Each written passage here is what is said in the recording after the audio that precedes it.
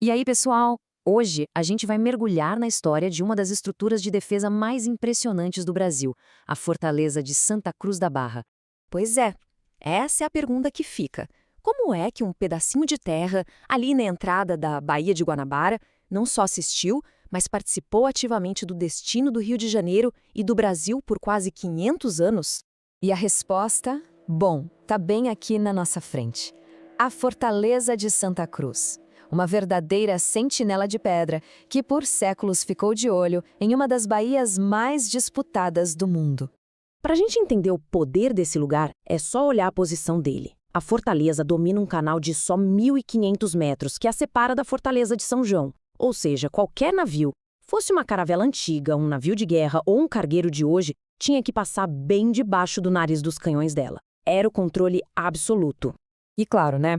Uma estrutura com tanto poder estratégico assim não ia nascer em tempos de paz. A história dela é uma crônica de muita ambição e conflito, daquela briga de gigantes entre as potências europeias pelo controle dessa região que era vital para a navegação no Atlântico Sul. A história dela começa oficialmente em 1555. Era só uma pequena bateria de artilharia dos franceses para a colônia deles, a França Antártica. Mas aí, em 1567, os portugueses tomam o lugar e começam a transformar aquilo num gigante. As muralhas sentiram o gosto da pólvora em 1711, quando uma esquadra francesa conseguiu furar as defesas.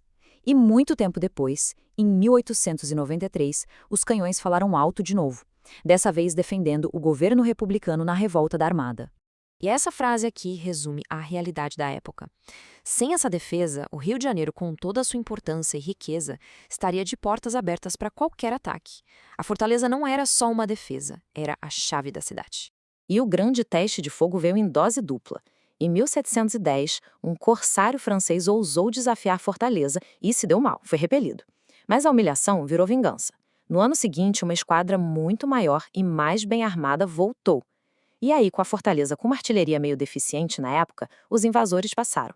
O resultado foi o saque do Rio e uma exigência de um resgate caríssimo para a cidade não ser incendiada. Mas vamos dar uma pausa no barulho das batalhas para a gente poder admirar a estrutura em si. Porque, olha, entre as muralhas, os canhões e as casamatas moram histórias fascinantes. Pensa no trabalho que isso deu. São mais de 7.000 metros quadrados construídos. Cada bloco de pedra dessas muralhas foi cortado, talhado e colocado ali, na mão. Dá quase para ouvir o eco das ferramentas e imaginar o suor de gerações de construtores nessa joia da arquitetura militar. E montando guarda nessas muralhas, até hoje, estão lá 45 peças de artilharia históricas.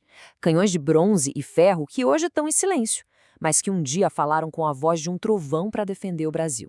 A fortaleza é um lugar de contraste, sabe?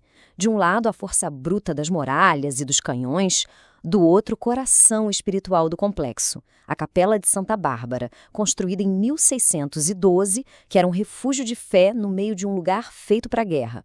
Sabe aquela história de se essas paredes falassem? Pois é, elas não iam contar só sobre cercos e combates, não. Elas sussurrariam lendas, mistérios e o folclore do povo que deu vida a este lugar. Contariam sobre a imagem de Santa Bárbara, que foi enviada por engano, e, diz a lenda, se recusava a ir embora, agitando o mar da Bahia até ser devolvida para o altar dela. Sussurrariam a história trágica de Iracema, a filha de um oficial que foi proibida de amar um soldado e teria sido emparedada na própria capela. E talvez até revelassem a origem do ditado "um olho no padre e outro na missa", que teria nascido por causa do padre que, de uma janela da capela, vigiava a Bahia durante a celebração. Agora, vamos dar um pulo no tempo. O século XX chegou com novos conflitos e preparou o palco para o capítulo final da longa carreira militar da Fortaleza. E o século XX foi agitado, hein? Em 1922, seus canhões trocaram fogo com o Forte de Copacabana na Revolta dos 18 do Forte. Em 1939, sua imensa importância foi finalmente reconhecida com o tombamento pelo IFAM. E então, em 1955, veio seu último e talvez mais importante disparo oficial. Antes que, em 1986, a missão dela mudasse para sempre, com a abertura dos portões ao público. E que último disparo! Em 11 de novembro de 1955, o Brasil estava fervendo numa crise política com um golpe em andamento. Foi então que um único tiro de advertência, disparado da fortaleza contra o cruzador Tamandaré, se tornou o gesto que impediu o golpe e garantiu a posse do presidente eleito Juscelino Kubitschek. Um único tiro que ajudou a preservar a democracia e a mudar o rumo da história. Com o silêncio dos canhões, a fortaleza não morreu. Pelo contrário, ela renasceu com uma nova e poderosa missão, não mais como uma guardiã militar, mas como uma guardiã da nossa memória. A transformação é algo que a gente sente no ar. Onde antes só soldados e canhões ficavam de olho no horizonte procurando ameaças, hoje tem famílias e visitantes passeando, sentindo a brisa do mar e se conectando com os séculos de história bem ali, sob os pés. E essa frase, dita por quem cuida do forte atualmente, resume tudo de forma perfeita.